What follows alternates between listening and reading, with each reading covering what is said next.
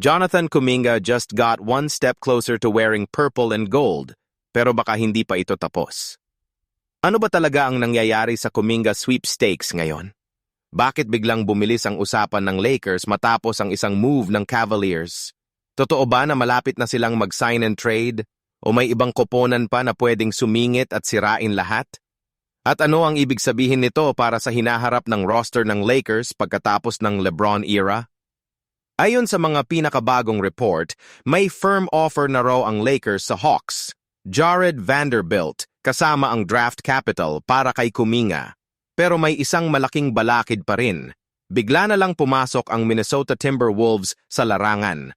Kaya ngayon, aalamin natin kung ano talaga ang ibig sabihin ng bagong development na ito, kung ano pa ang kailangang mangyari, at kung sino sa tingin ko ang mananalo sa Kuminga sweepstakes na ito. Para maintindihan natin ang buong sitwasyon, kailangan muna nating balikan kung paano tayo nakarating dito. Simula pa lang ng free agency, malinaw na ang gusto ng Lakers, isang athletic wing na pwedeng punan ang role na iniwan ni LeBron James matapos ang 8 season niya sa Los Angeles. At ang unang naging target nila, si Jonathan Kuminga. Pero hindi ito simple deal dahil hindi na Warriors player si Kuminga. Nasa Atlanta Hawks na siya at kailangan ng Lakers ng sign and trade para makuha siya, hindi lang plain free agency signing. Ibig sabihin, dalawang usapan ang kailangan tapusin. Kailangan sumang-ayon si Kuminga sa kontrata at kailangan sumang-ayon ang Hawks sa halaga ng ibabalik sa kanila. Sa simula, mataas ang hinihingi ni Kuminga, lampas $20 million kada season ayon sa The Athletic.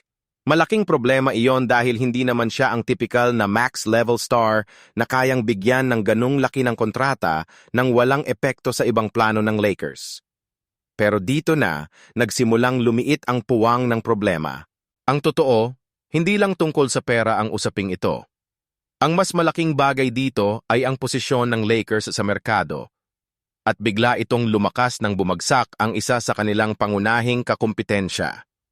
Dati, dalawa ang pangunahing suitor ni Kuminga, ang Lakers at ang Cleveland Cavaliers. Pero nang mag-sign ang Cavs kay Mario Hezonja, parang inalis nila ang sarili nila sa karera. Ibig sabihin, sa unang tingin, mag-isa na lang ang Lakers sa laban. Iyon ang dahilan kung bakit biglang naging mas seryoso ang offer ng Lakers. Vanderbilt plus draft capital papuntang Atlanta. Kung wala nang ibang kakumpetensya, mas malaki ang tiyansa nilang makuha si Kuminga sa mas mababang presyo. Pero, at dito pumapasok ang problema, hindi pa rin ganoon kasimple. Dito nagiging komplikado ang lahat. Una, alam nating matigas makipag-negotiate ang Hawks. Hindi pa rin sila basta-basta tumatanggap ng anumang offer kahit malinaw na ang interes nila sa sign and trade. Kailangan pa nilang makakuha ng sapat na value bago sila pumirma.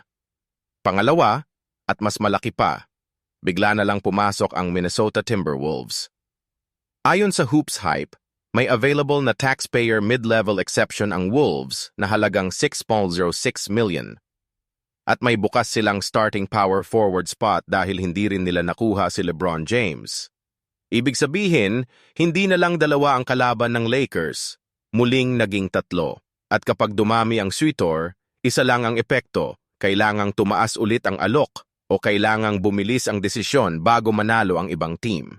Kaya ang tanong ngayon, sapat pa ba ang $45 million offer ng Lakers para panatilihin silang nangunguna o baka kailangan pa nilang mag-adjust? Tignan natin ang mga report ng paisa-isa. Ayon kay Evan Sidery, may firm sign and trade offer na ang Lakers sa Hawks. Vanderbilt plus draft capital at kontratang aabot sa $45 million sa loob ng 3 taon. Kung tama iyon, mababa na Aikal. Yon sa orihinal na hinihingi ni Kuminga na $20 million kada season. Nasa halos $15 million na lang kada taon. Dagdag pa rito, ayon kay Jovan Buha, hindi raw imposible na mag-offer ang Lakers ng ganitong laki ng deal dahil kailangan na rin nilang punan ang huling puwang sa kanilang 15-man roster bago magsimula ang season. At ngayon, dagdag pa ang Timberwolves na nagpapakita na hindi pa tapos ang labanan kahit malapit na ang Lakers. Kapag pinagsama-sama mo ang tatlong ulat na ito, malinaw ang pattern. Papalapit ang Lakers, pero hindi pa sila sigurado sa panalo. Ang pinakamalinis na landas dito ay simple. Tanggapin ni Kuminga ang around $45 million na offer, sumang-ayon ang Hawks sa Vanderbilt plus picks, at tapos na ang usapan bago pa man makapasok ng husto ang Timberwolves. Kung mangyayari ito, makukuha ng Lakers ang wing na matagal na nilang hinahanap. Isang taong may sapat na athleticism at upside para punan ang bahagi ng puwang na iniwan ni LeBron. Ang problema? Kailangan pa ring sumang-ayon si Kuminga na bumaba mula sa $20 million patungong $15 million kada taon. Malaking pagbaba iyon at hindi lahat ng manlalaro ay basta na lang tumatanggap ng ganitong klaseng adjustment, lalo na kung may ibang alok pa na mas mataas.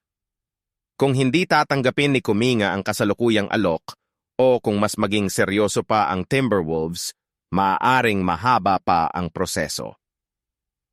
Sa senaryong ito, maaaring gamitin ng Wolves ang kanilang available na mid-level exception para mag-alok ng ibang klaseng deal.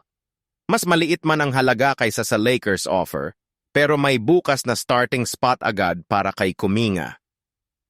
Kung mangyayari ito, mapipilitan ang Lakers na alinman sa dagdagan pa ang alok o hanapin na lang ang susunod na alternative, gaya ng mga batang center na nakalista rin sa radar nila bilang backup plan. Sa madaling salita, kung hindi bumilis ang Lakers, baka mawala sa kanila ang bentahe na nakuha nila nang umalis ang Cavaliers sa larangan. Pero bumalik tayo sa usapan. Ang pangunahing tanong pa rin, matatapos kaya ng Lakers ang deal bago pa lubos na sumingit ang Timberwolves? Simulan natin sa Lakers offer. Ang lakas nito ay nasa halaga. $45 million sa loob ng 3 taon ay makatwirang presyo para sa isang manlalarong may star potential pero hindi pa fully proven.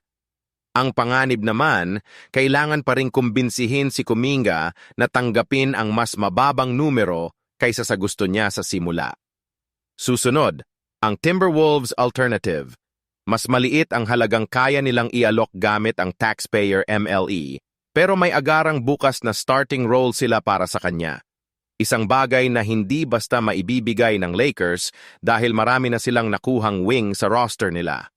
Kung prioridad ni Kuminga ang minutes at role kaysa pera, maaaring mas kaakit-akit ito sa kanya kaysa inaakala natin.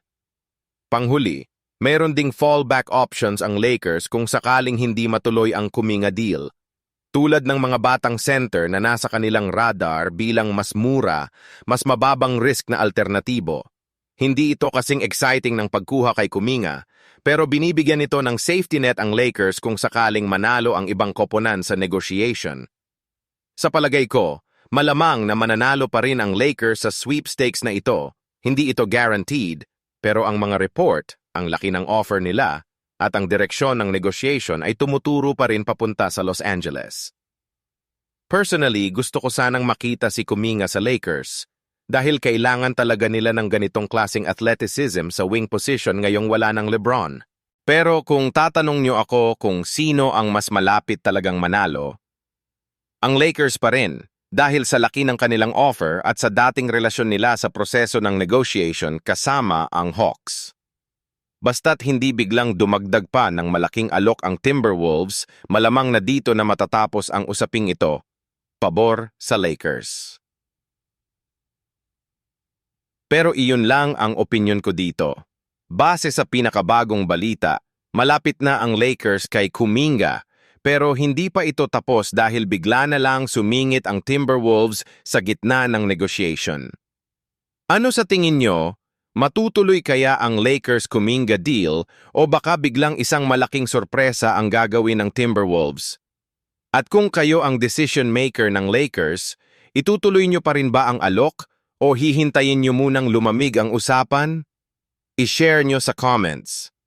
Kung na-enjoy nyo ang video na ito, sana i-like nyo, mag-subscribe kayo sa channel at i-on nyo na rin ang notification bell para hindi kayo mahuli sa susunod na update. Salamat sa panonood at ingat lagi.